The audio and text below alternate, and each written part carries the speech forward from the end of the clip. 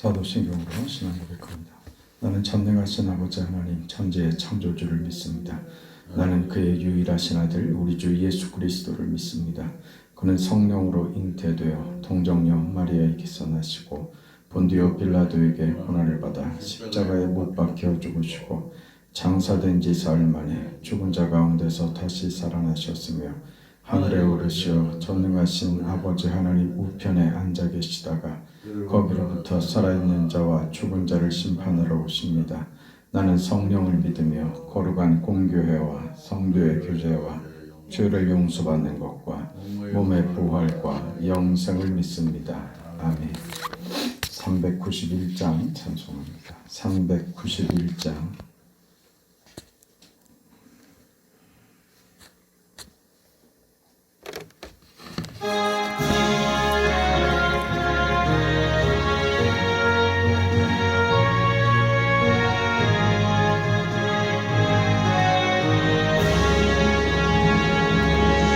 오 놀라운 구세주 예수 내 주 참 능력의 주시로다.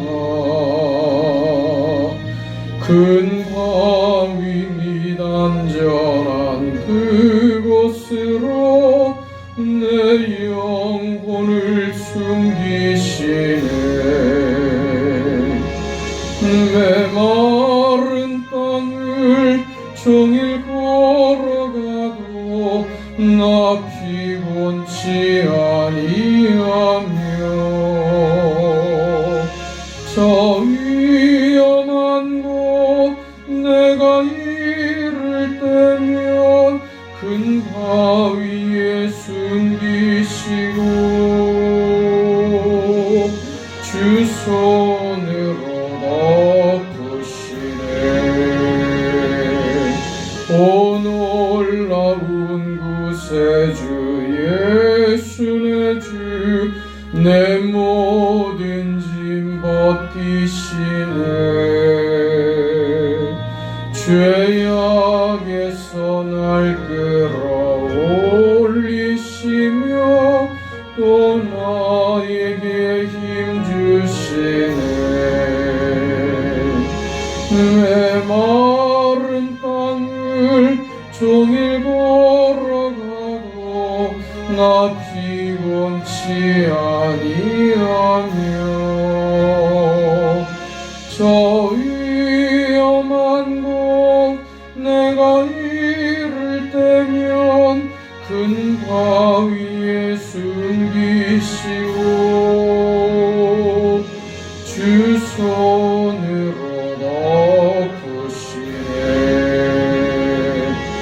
증량 못할 은혜로 채우시며 늘 성령에 감화주사 큰 기쁨 중 주님을 찬양토록 내 믿음을 도우시네. 메마른 땅을 종일 걸어가도 나 피곤치 아니하며 저 위험한 곳 내가 이를 때면 큰 바위에 숨기시고 주 손으로 주 예수님 공중에 임하실 때 나 일어나 맞이하리. 그 구원의 은총을 노래하리. 저 천군과 천사 함께 메마른 땅을 종일 걸어가도 나 피곤치 아니하며 저 위험한 곳 내가 이를 때면 큰 바위에 숨기시고 주 손으로 덮으시네.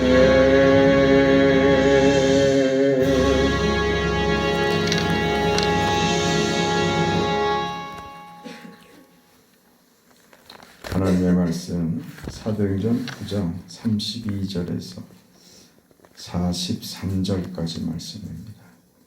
사도행전 9장 32절에서 43절까지입니다.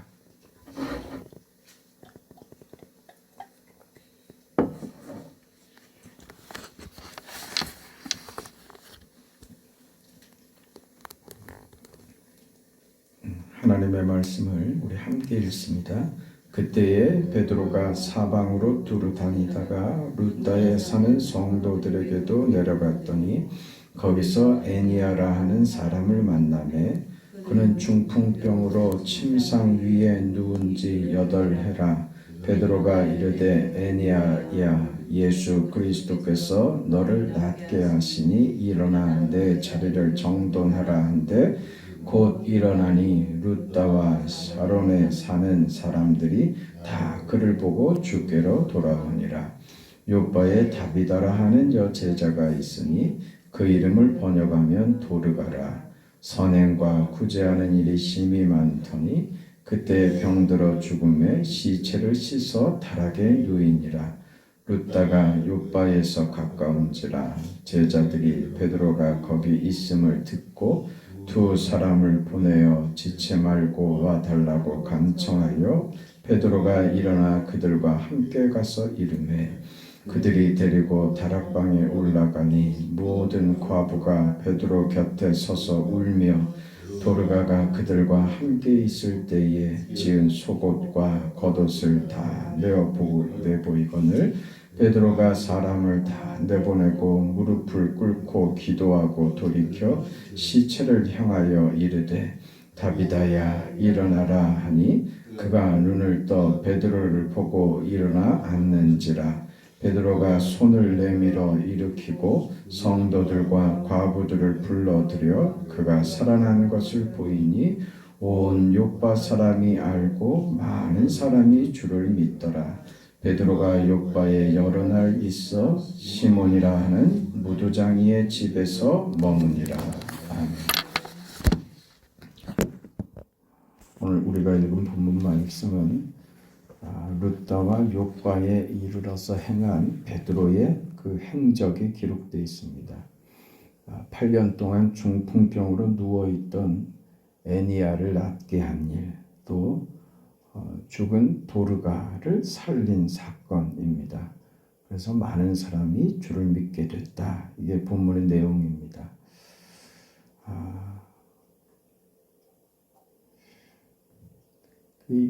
우리가 이 성경을 읽으면서 이 본문만 딱 떼서 읽었으면 우리가 그 이해로까지 들어가지 못했겠지만 지금 사도행전을 계속 봐오면서 사도행전이 어떻게 기록되고 있는가 하는 것을 우리가 잘 살펴보고 있는 중입니다. 그래서 오늘 본문도 사도행전 기록 목적과 그 내용과 방향과 그 흐름을 이해하면서 오늘 본문을 봐야 합니다. 안 그러면 오늘 본문에서 베드로가 그냥 주인공이 되어버리고 말아요. 베드로가 갔더니 뭔가 다르더라. 베드로가 가는 곳에 복음이 휘날리고 베드로가 동으로 가면 복음도 동으로 가고 베드로가 서로 가면 복음도 서로 가더라. 그런 이해밖에 안 되고 그리고 또 우리는 그런 이해와 그런 이야기를 좋아합니다. 그러나 이해가 그렇게 가면 오늘 우리 자신에 대한 우리 인생에 대한 이해가 잘못될 수도 있기 때문에 성경에 대한 바른 이해로 가는 것이 중요합니다. 베드로가 어떻게 큰 열심을 가지게 됐고 루다에 내려가서 또 요바에 가고 그 주를 전해서 그 중풍병자가 고침을 받고 죽은 자마저도 살아나는 이런 기가 막힌 일이 그 베드로가 얼마나 대단했길래 베드로가 얼마나 뜨겁고 열심이었길래 이런 결과가 일어났는가. 이게 지금 성경이 말하고자 하는 바가 아니라는 것입니다. 우리 빌립의 사역을 계속 봐왔습니다. 이전에 빌립은 그 사역을 자신이 의도하지도 않았고 마치 떠밀려서 그곳에서 던져져 있는 상태로 그곳에서 자신의 그 역할이라고 할 수 있는 복음 전하는 일을 했더니 수많은 일들이 일어났더라. 그건 빌립이 의도했던 것 아닙니다. 그리고 하나님께서 그를 홀로 나오게 하셔서 개인적인 일들, 개인적인 그 복음 전도와 그래서 일어나는 일들을 겪게 하시고 그렇게 숨어지는 것처럼 빌립의 사역이 그랬던 것처럼 오늘 베드로의 사역 역시 마찬가지다라고 하는 겁니다.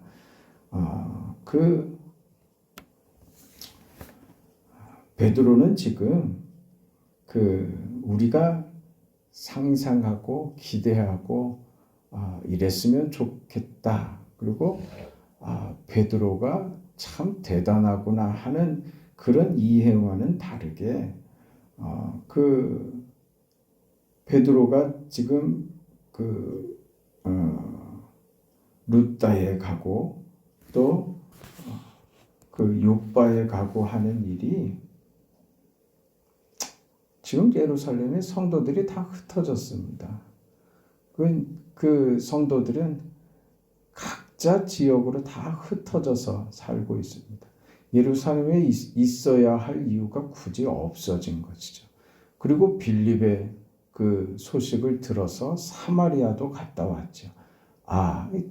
자신들이 깨닫지 못하고 있는 그 사실, 저들이 받은 사명 말입니다. 땅끝까지 이르러 내 증인이 되리라 하는 것을 깨닫지 못하다가 이렇게 얼떨결에 예루살렘만이 아니구나 하는 것을 깨닫죠.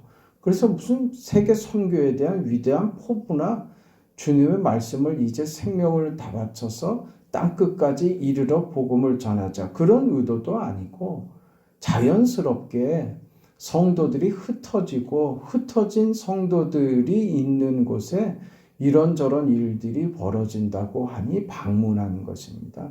방문해서 그 위로도 하고 서로 권면도 하고 그 격려도 하고 그럴 마음으로 갔던 것이죠. 그게 오늘 우리가 읽은 32절 내용을 보면 그때 베드로가 사방으로 두루 다니다가 루다에 사는 성도들에게도 내려갔더니 그랬죠. 누구에게요? 성도들에게 내려간 거예요. 그러니까 전도하러 간 것이 아니라 루다에 있는 성도들에게 안부차 격려차 간 겁니다.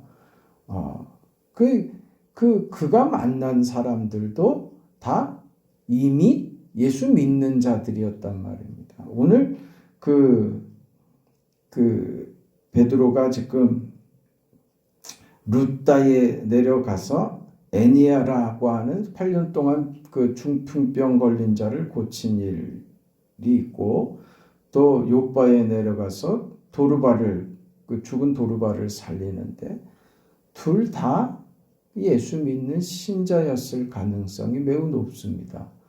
도르가는 그 성경에 아예 그가 구제하는 일과 아주 신자로서 아주 그 존경받고 사랑받았던 여인이었다는 것이 분명하죠. 그는 둘 다 신자들이었습니다. 믿는 자들에게 찾아갔던 것이죠.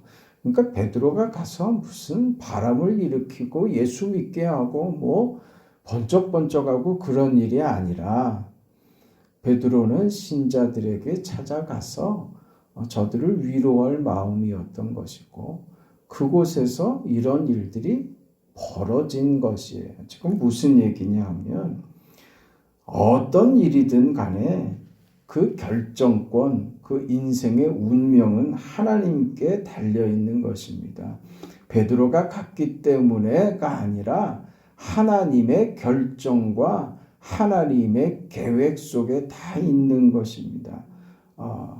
그 베드로는 지금 그 이 일에 어떤 자로 서 있는가 하는 것을 보자는 거예요. 이 이해가 중요한데 무엇이냐 하면 하나님은 베드로를 어떤 일을 위해서 일을 위한 존재로 세우셨는가?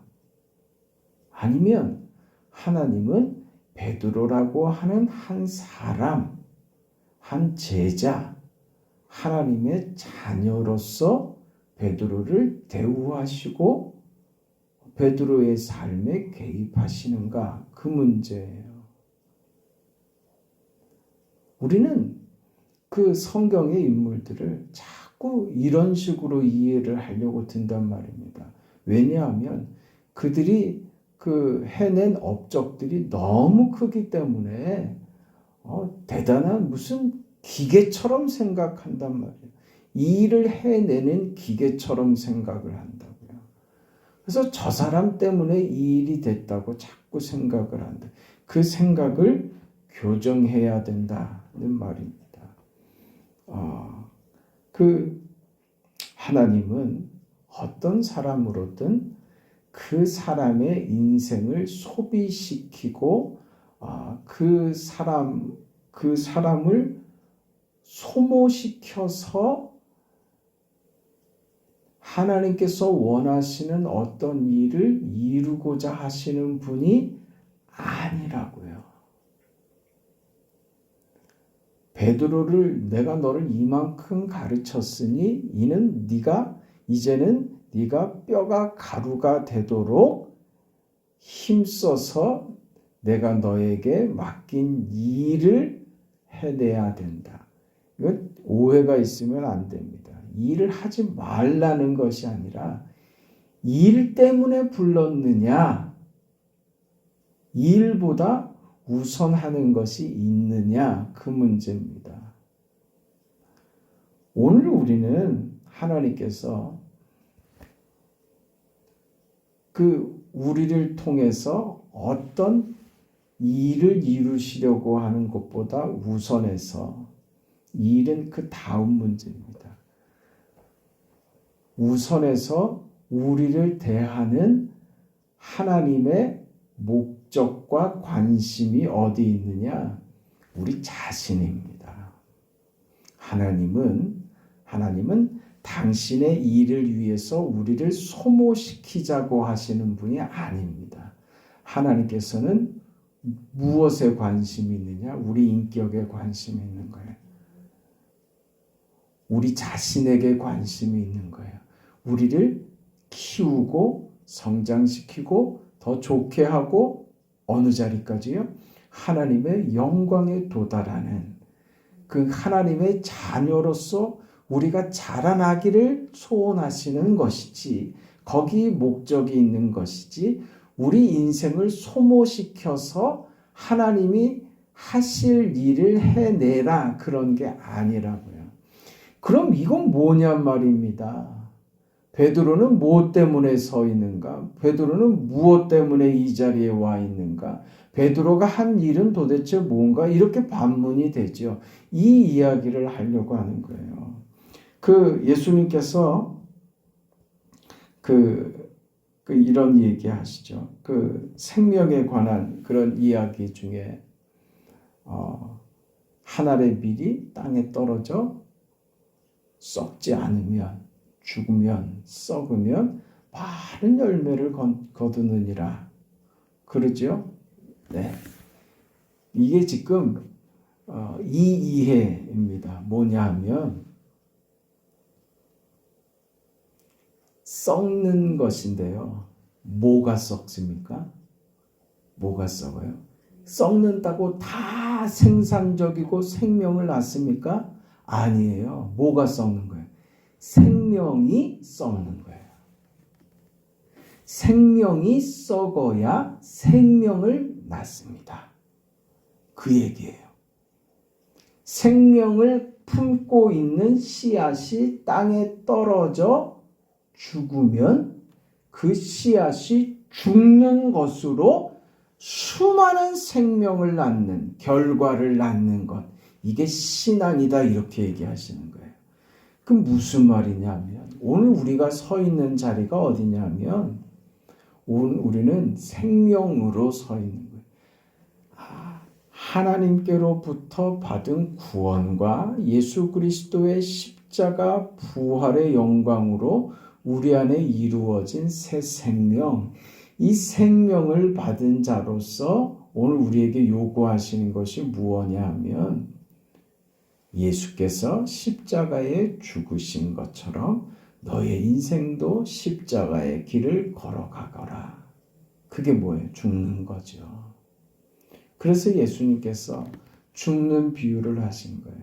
그러나 생명이 있는 자는 죽는 것이 사는 것이고, 죽는 것이 열매가 되고, 죽는 것이 결과를 낳고, 죽는 것이 자신의 존재감을 확인시키고, 죽는 것이 결과와 영광과 결실을 낳게 한다는 거예요. 그 이해를 가져야 된다는 거예요. 그러니까 오늘 우리가 하나님 앞에 충성하고 열심을 내고 손해보고 감당하고 어떤 삶이에요? 죽는 삶인 거죠. 우리가 예수 믿어 헌신하고 순종하고 주를 따르고, 우리가 이 땅에 살면서 겪는 온갖 일들 말입니다. 자식을 키우고 하루하루 살아가고 이런저런 일에 부딪히고 겪어내면서 사는 모든 것이 다 뭐라고요? 심겨지는 것이고 썩어지는 거예요. 우리만 몰란다고요. 우리만 싹을 틔운다니까요. 왜? 그 속에 생명을 받았기 때문에 그렇습니다. 그러니까 베드로가 지금 요바에 갔다 루다에 갔다 이게 중요한 게 아니라니까요. 그러니까 오늘 우리가 하루하루 사는 것이 지금 베드로가 루다에 갔다 요바에 갔다 하는 것과 동일하다 그 말이에요. 동일한 거예요. 그러면 우리도 베드로처럼 중풍병자도 일어나고 죽은 자도 좀 일어나야 좀 재미가 있는데 왜 우리는 그렇지 않습니까? 그건 하나님이 결정하시는 거라니까요. 하나님이 그 시대에 거기 필요한 것을 하나님이 하시는 것이지 그걸 베드로가 한 것이 아니라고요. 그 이해 속에요. 무슨 얘기냐 하면 오늘 우리가 우리의 하루하루를 믿음으로 살고 어떻게 심겨지는 삶으로 말이에요. 십자가에 죽는 삶으로 살아내면 어떤 일이요? 지금 베드로가 요바에 가고 루다에 가서 벌어진 일들을 베드로가 경험하게 된 것처럼 오늘 우리 인생에 그런 일이 경험되는 거예요. 그게 꼭 죽은 자가 살아나야 되는 것만으로가 아니라 죽은 자를 살리는 일로 우리를 부른 게 아니란 말이에요. 중풍병자를 고쳐내는 일로 베드로를 부른 게 아니라고요. 베드로는 그 일 하려고 갔던 게 아니라고요. 그냥 예수 믿는 자들이 흩어져서 그곳에 여러 곳에 흩어져 있고 하니까 그걸 찾아간 거예요. 예루살렘에 아무도 없는데 거기서 뭐 하겠어요? 무슨 특별한 사명감이나 선교의식이나 그런 거 아직 없었어요. 그냥 사마리아에서 무슨 일이 있었다 그러니까 그 찾아가 봤고 요바에 무슨 일이 있다 루다에 무슨 일이 있다니까 찾아가 본 거예요. 하루하루를 그냥 산 거란 말이에요. 그냥 간 거라고요. 주어진 하루하루를 무슨 그 대단한 열심과 대단한 의지를 갖고 한 게 아니라 그저 하루하루에 자기가 해야 될 주어진 일들과 하나님께서 미시는 대로 그렇게 밀려간 거예요. 그 삶 말입니다. 오늘 우리가 오늘 하루를 사는 삶이 룻다에 가는 거예요. 욥바에 가는 삶이란 말입니다. 그곳에서 베드로가 중풍병자를 고치고 죽은 자를 살리려는 목적과 그 일을 위해서 가지 않았다니까요. 그 일은 거기에 갔더니 그 일을 베드로도 경험하는 거예요. 누가 하신 거예요? 하나님이 하신 거란 말입니다. 이 이해를 가지고 있어야 오늘 우리 삶이 무엇인지 알고 내가 받은 은혜와 내 자리가 얼마나 복되고 귀한 것을 안단 말입니다. 베드로는 그걸 경험했어요. 여러분 뭘 경험하십니까? 뭘 경험하세요? 그 일을 경험하세요. 그 일을 경험하세요. 어떻게 해요? 십자가로 가는 거예요. 죽는 거죠. 심겨지는 것이죠. 그 인생의 결과를 보게 될 거예요. 그게 하나님이 하시는 일입니다. 여러분, 그 목회를 하면 그 목회자의 입장에서 아이고, 맨 그 하나님 말씀만 전하고 교회 안에만 있고 하니까 참 부럽다. 그런 분들 많죠. 처음에 저도 그랬습니다. 다 늘 행복하게만 하고 늘 감사하고 늘 하나님과 주와 동행하면서 에녹처럼 막 그럴 줄 알았어요. 근데 여러분, 종교 개혁을 일으켰던 루터가 지독한 우울증에 빠졌던 것을 압니까? 어떻게 목사님이 우울증에? 수많은 목회자들이 심각한 우울증에 빠져 있다는 것을 일반인들은 모르죠. 목사님들이 감출 수밖에 없기 때문에 그럽니다. 너무 괴로워서 숨이 막히고 그 답답하고 그 어려움들을 삼키죠. 그 사람을 상대하고 사람을 관계한다는 것은 정말 피곤한 일입니다. 여러분 그렇지 않습니까? 그러시죠? 사람 상대하는 것처럼 어려운 일이 없습니다. 그냥 일적으로 상대하는 것 말고 말입니다. 정말 깊은 관계를 가지고 교제하고 서로의 마음을 나누고 이해를 나누고 하는 자리에 가는 것은 정말 어렵고 불편하고 힘든 일입니다. 제가 오늘 본문을 보면서 그 생각을 했어요. 베드로 또한 그러지 않았겠는가? 베드로는 뭐 힘든 일이 없었겠는가? 베드로는 그 마음에 늘 기쁨만 충만했겠는가? 바울은 그렇겠는가? 누구는 그렇지 않았겠는가? 루터도 지독한 그 우울증에 빠졌고, 칼빈은 말입니다. 말도 못하는 인생을 살았어요. 칼빈같이 제가 봐서는 바울 이후에 가장 많은 업적을 이 기독교회에 세운 사람은 칼빈이라고 생각하는데, 그는 애가 8 달린 그 과부하고 결혼을 합니다. 근데 그 아내가 젊어서 또 죽어요. 그건 자기가 낳은 자식도 아닌 자식들을 키우면서, 그리고 그 몸이 종합병원이라고 불릴 정도로 그렇게 심각한 그 병을 가지고 그렇게 살다가 죽습니다. 뭐 남다를 것 같습니까? 네? 남들을 죽인 자를 살리고 병자를 고치고 했으니 자기 자신에게는 얼마나 대단할까? 우리는 그렇게 생각하는데 그렇던가요? 안 그렇죠. 베드로 십자가 달려서 거꾸로 달려서 죽습니다. 네? 누구처럼요? 예수님처럼 말이에요. 오늘 이 일이 베드로에게는 어떤 일이었을까? 베드로가 룻다에 가고 욥바에 갑니다.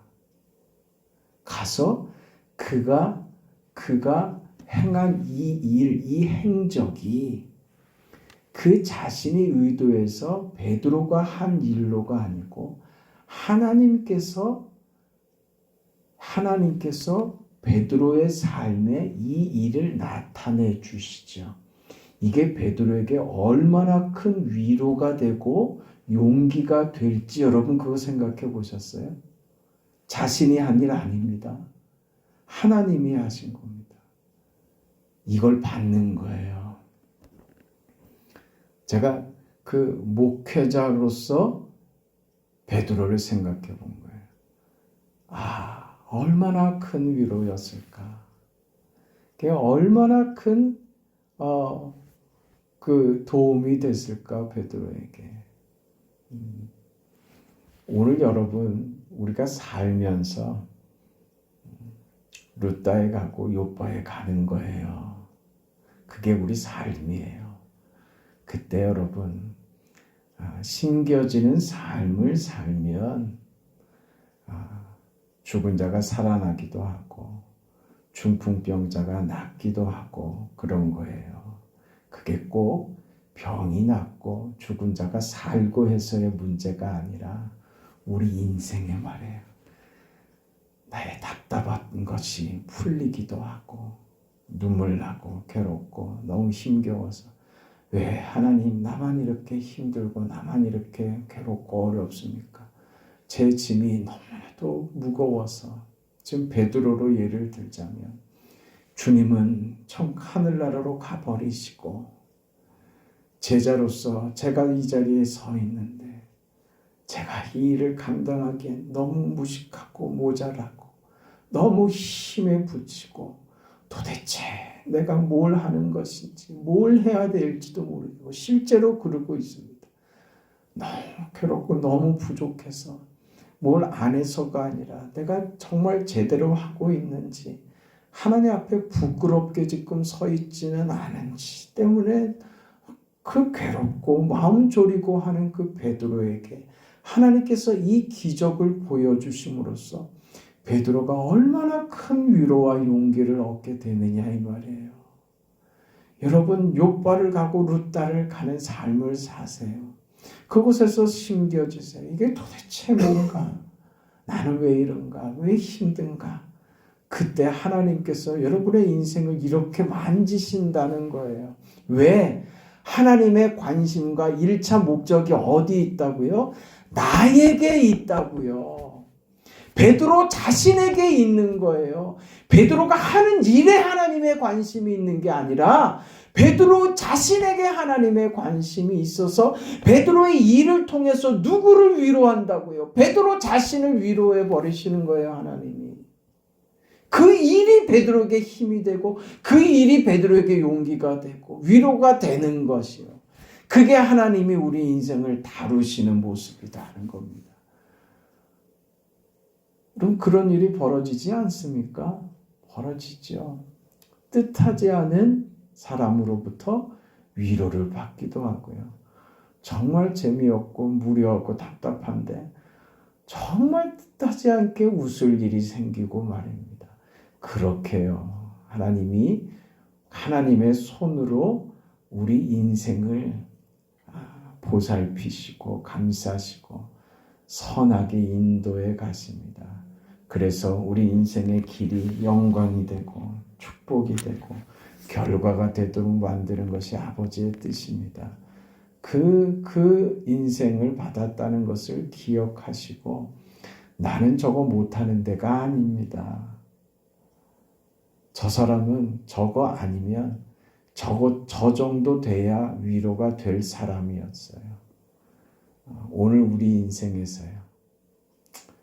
하나님이 적당한 것으로 가장 좋은 것으로 우리를 위로하시고 붙들어 주신다는 사실을 기억하시고 그 인생 살아가는 여러분 되시기 바랍니다. 자비하신 아버지 은혜와 사랑을 감사합니다. 우리를 무슨 부품처럼 생각하시는 것 아니고 우리 인생을 소모시켜서 일을 하고자 하시는 것이 하나님의 뜻이 아님을 알게 하시니 감사합니다. 하나님의 마음과 계획과 뜻이 우리 자신에게 있다는 것을 알게 하시고 오늘 우리도 베드로처럼 룻다로 또 욥바로 내려가서 사는 삶을 살아갑니다.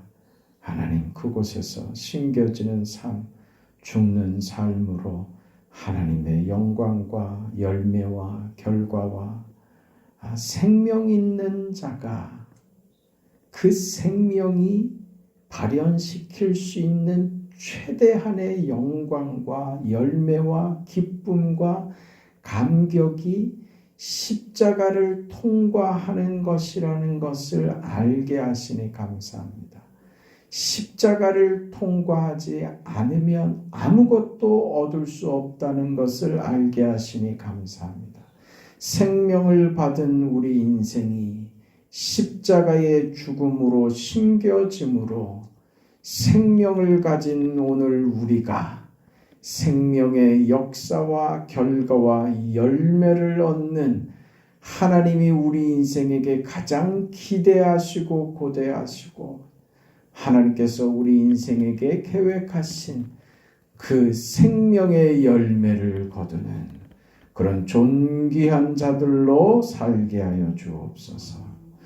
사랑하는 성도들과 병상에 누워 하나님의 고치심, 위로와 사랑을 기다리는 사랑하는 성도의 삶 가운데 침상에 하나님 친히 찾아가시고 고치시옵소서. 예수님의 이름으로 기도합니다. 아멘. 하늘에 계신 우리 아버지여, 이름이 거룩히 여김을 받으시오며 나라가 임하시오며 뜻이 하늘에서 이루어진 것 같이 땅에서도 이루어지이다. 오늘 우리에게 일용할 양식을 주시옵고 우리가 우리에게 죄진 자를 사하여 준 것 같이 우리 죄를 사하여 주시옵고 우리를 시험에 들게 하지 마시옵고 다만 악에서 구하시옵소서. 나라와 권세와 영광이 아버지께 영원히 있사옵나이다. 아멘.